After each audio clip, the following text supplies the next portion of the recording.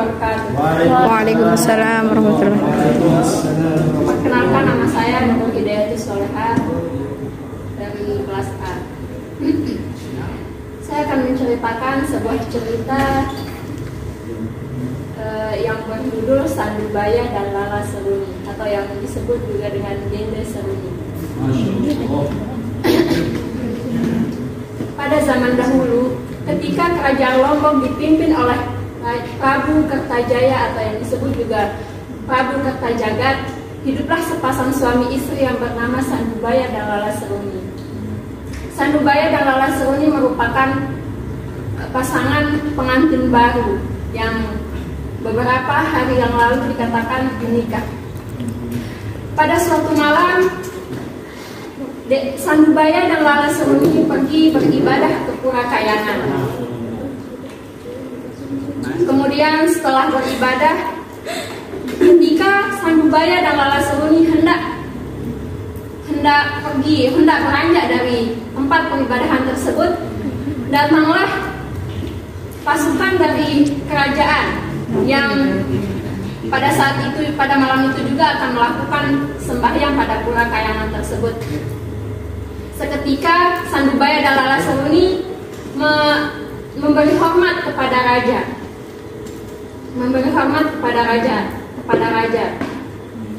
sehingga setelah memberi hormat, Sandubaya dan Lala Seruni beranjak dari pura tersebut untuk pulang ke rumahnya.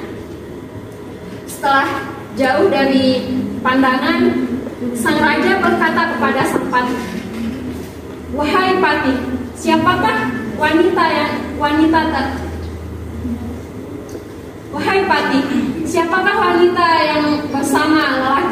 yang bersama lelaki tadi?" Kemudian sang patih menjawab, "Hamba Prabu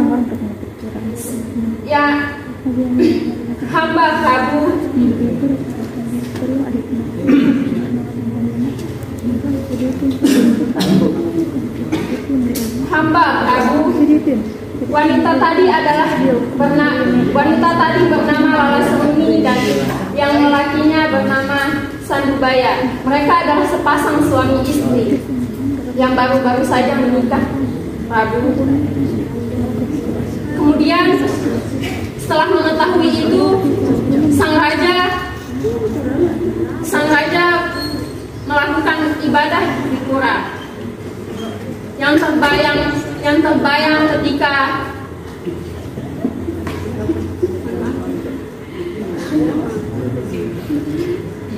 sang raja merasa jatuh pada pandangan pertama pada Lala Seruni.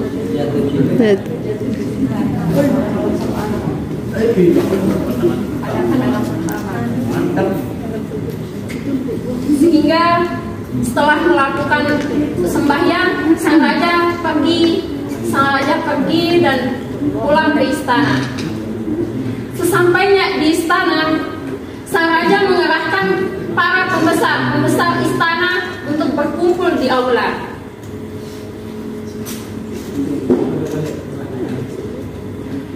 "Wahai para patih,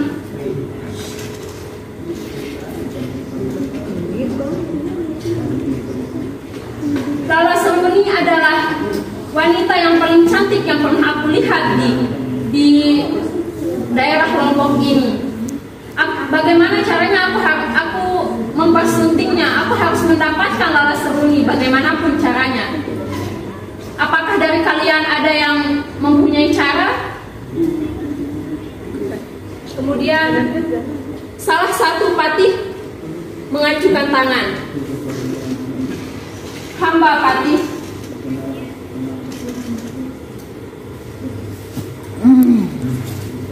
hamba tahu caranya.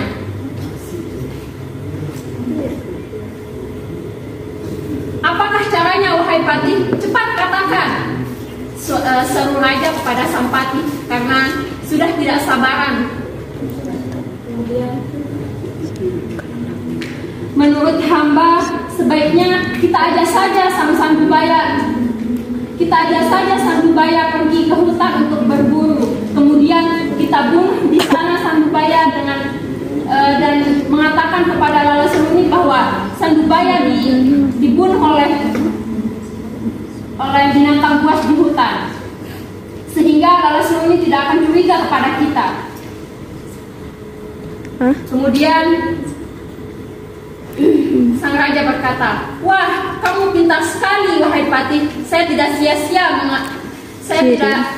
saya merasa bangga telah mengenalmu." Kemudian keesokan harinya Prabu Kertajagat menyuruh para prajuritnya untuk kemudian sang raja Kertajaya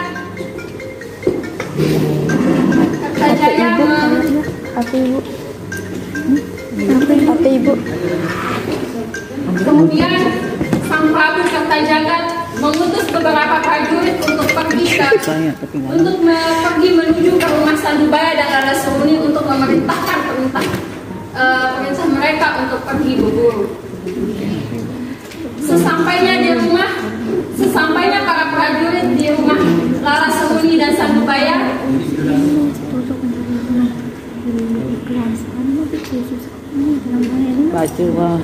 Sandubaya dan Lala Seruni terkejut. Di arah ibu mas.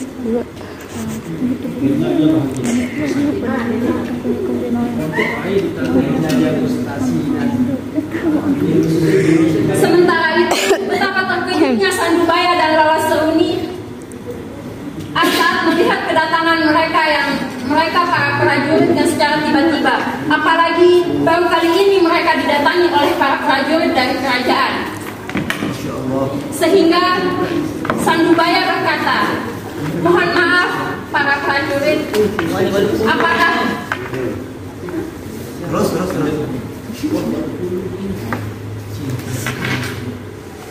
maaf para prajurit, ada apa gerangan tuan-tuan berdatangan ke sini?"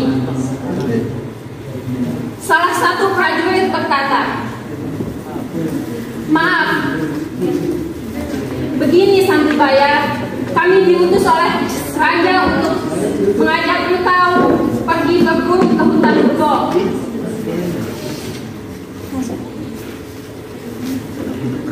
Pergi berburu ke hutan Gebong bersama sang Prabu.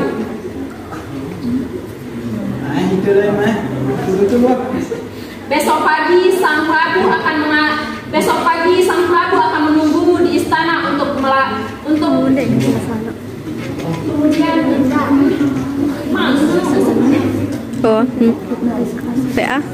kemudian bersama-sama ke hutan." Sandubaya tak kuasa untuk tidak menerima ajakan dari sang Prabu. Baiklah Tuan, hamba siap untuk menerima tawaran ajakan dari sang Prabu, kata Sandubaya.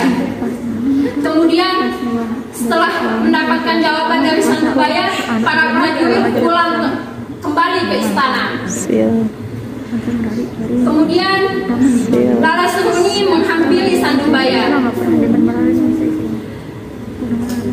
"Suamiku, sejak kedatangan prajurit tadi, aku mempunyai firasat buruk atas ajakan dari sang Prabu. Bisakah engkau tidak pergi saja ke hutan tersebut? Diamlah di rumah saja," kata Lala Seruni kepada sang Sandubaya. Kemudian Sandubaya berkata kepada istrinya, "Istriku, relakanlah aku pergi. Semoga saja tidak terjadi sesuatu kepadaku dan kepadaku. Bila besok kudaku gagal maya," nama kuda si Sandubaya, "jika besok kudaku gagal mayang, jika besok kudaku gagal mayang pulang sendirian, itu berarti maka telah tiada kata menunggu di pantai Mananga." Pesan selanjutnya dari Sandubaya. Kemudian keesokan harinya Sandubaya memacu kuda yang bernama Gagamayan tersebut menuju istana dan diikuti oleh anjing kesayangan yang bernama Getah. Setiba di istana, ia bersama rombongan Prabu Kertajaya berangkat ke hutan Gebok.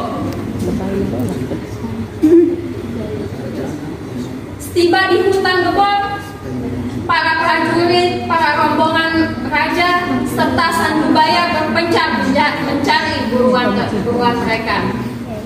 Sehingga pada saat Sandubaya menemukan buruan berupa seekor babi hutan, Sandubaya yang berada di atas punggung kudanya mengangkat tombaknya atas untuk yang akan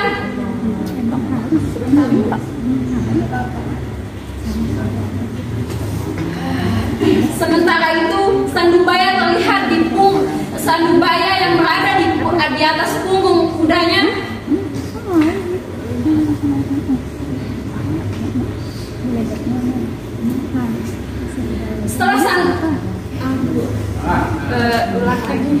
setiba di hutan Gebok,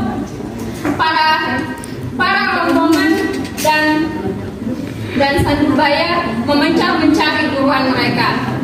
Sehingga ketika Sandubaya telah menemukan seekor babi hutan sebagai buruannya, Sandubaya mengangkat tombaknya atas, kemudian ditancapkan ke punggung babi hutan tersebut, sehingga bukan hanya babi hutan itu saja yang tertombak, ternyata punggung Sandubaya juga ikut tertombak, karena di belakang Sandubaya terdapat satu prajurit yang berusaha untuk membunuh Sandubaya tersebut. Kemudian Sandubaya mengaduh kesakitan karena punggungnya terkena tombak.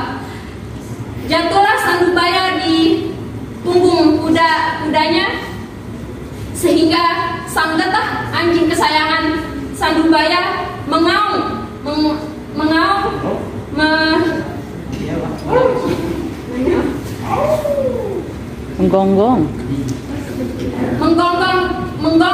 sang prajurit yang menancapkan tombak ke punggung Sandubaya, ke punggung tuannya, sehingga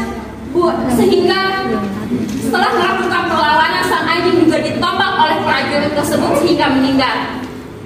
Kemudian larilah sang yang tersisa hanya kudanya. Larilah kuda tersebut pulang ke rumahnya, sehingga yang dari tadi ternyata sesampainya di rumah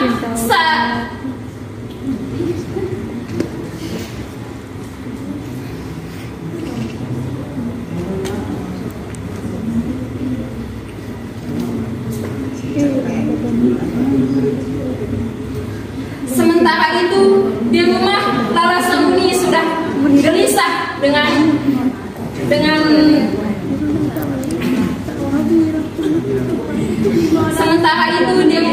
Lala Sanguni sudah gelisah sejak kepergian suaminya.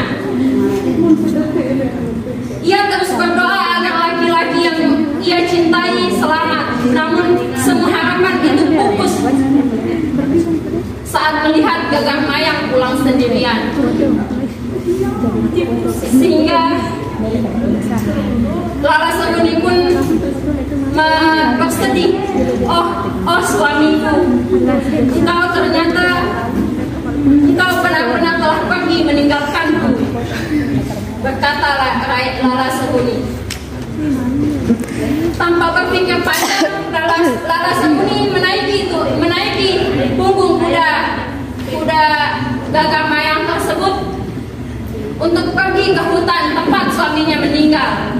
Sesampainya di hutan, Lala Sanguni terkejut melihat keadaan suaminya yang sudah tidak bernyawa, sehingga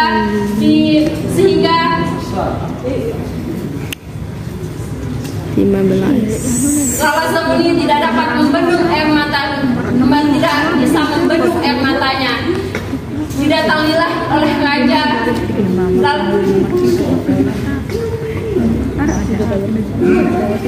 didatangilah oleh Prabu Kertajaya dengan berpura-pura berduka cita atas kepergian suaminya Lala Seruni. Kemudian berkata, maafkan kami Lala Seruni, kami tidak bisa menyelamatkan suamimu dari ganasnya binatang buas. Meskipun tahu bahwa suaminya meninggal bukan karena kecelakaan, Lala Seruni tidak berkata apa-apa. Ia hanya pasrah atas nasib yang menimpa suaminya. Dengan bantuan para prajurit, mayat Sandubaya pun dibawa pulang untuk dikuburkan. Keesokan harinya, Prabu Kertajaya pun mengirim utusan untuk menjemput Lala Seruni untuk dibawa ke istana. Mulanya istri Sandubaya itu menolak, namun ia tidak berkuasa melawan puluhan prajurit yang memaksanya, sehingga kuda gagak mayang milik Sandubaya pun mati di tangan prajurit tersebut karena sempat tidak mau diajak ke istana dan juga berusaha untuk melawan prajurit tersebut, sehingga punggung gagak mayang pun ditombak oleh prajurit tersebut karena melawan, sehingga matilah sang kuda tersebut. Setelah Lala Seruni tiba di istana, sang Prabu berkata kepada sang Prabu mulai membujuk Lala Seruni untuk menikah dengannya. Namun Lala Seruni itu menolak. Ia pun semakin yakin bahwa suaminya mati bukan karena kecelakaan, tapi karena kelicikan dari sang raja.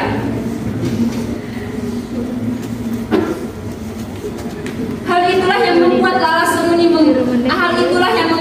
Seruni semakin sedih. Kenyataan ini membuat hatinya perih. Berhari-hari Lala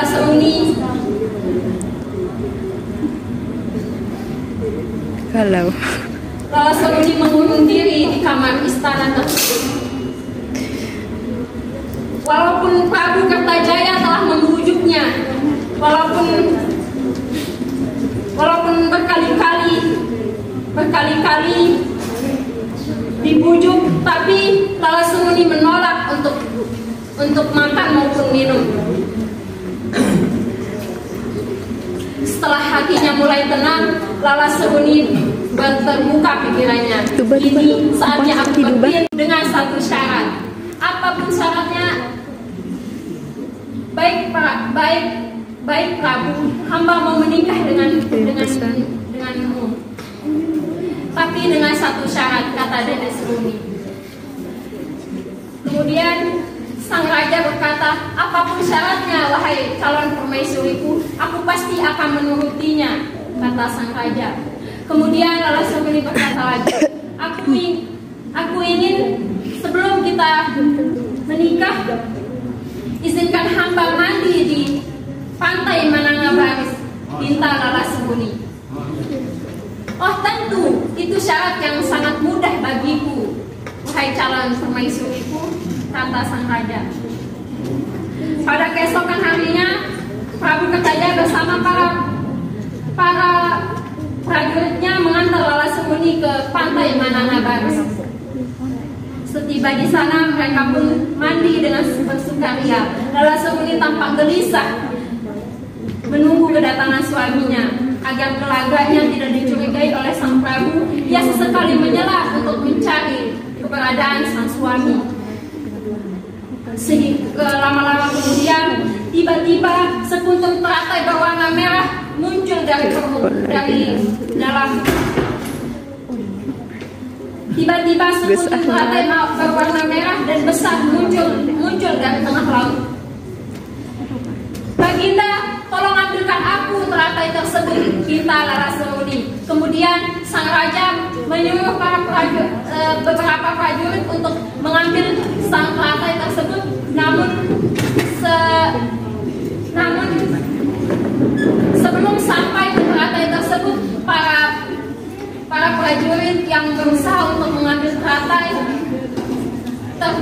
tercabik-cabik oleh ikan yang ada di sekitar teratai tersebut.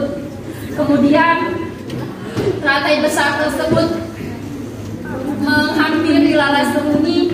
Kemudian Lala Seruni naik ke atas teratai tersebut sehingga membuat para prajurit dan raja terbengong melihat keajaiban tersebut.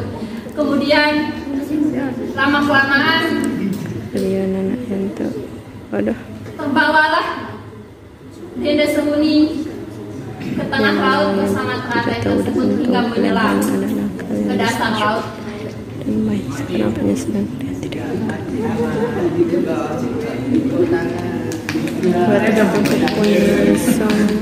menyaksikan kejadian itu, Sang Prabu dan para prajurit hanya bengong. Mereka tidak mampu mencegah. Lala Seruni pun semakin jauh ke tengah laut hingga dari pandangan mereka.